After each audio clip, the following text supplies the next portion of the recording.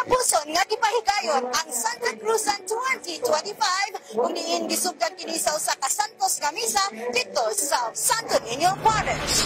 Ang Santa Cruzan usa ka tradisyon sa Pilipino nga ginaobserba sa tibuok Pilipinas, ilabi na sa syudad sa Panabo aron sa paghandom sa pagpangita sa balaang krus gikan sa Jerusalem ni Reyna Elena ug sa iyang anak nga si Constantine.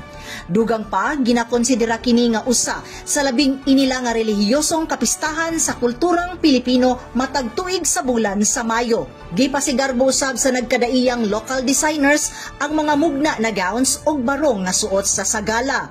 Adunay 20 kadalaga ang nagrepresenta sa mga reyna sa sagala ug karong tuiga nahimong Reyna Elena si Binibining Panabo 2025 first runner-up Jillian Bolibol. Sa aktibidades nagpahitabo og pag-alay sa bulak ngadto sa Birheng Maria ug ang highlight sa kalihukan ang Reggaeton de Honor. Ana usab si First Lady Josephine Relampagos og Executive Secretary to the City Mayor Joan Relampagos Kapuyan isip pagpakita og suporta sa kasaulugan. Kauban sa kamera si Louie Panagsagan kini si Dali Amat kagikan sa City Information Office Broadcast Services along sa Frontline News Panabo. Importante, informed.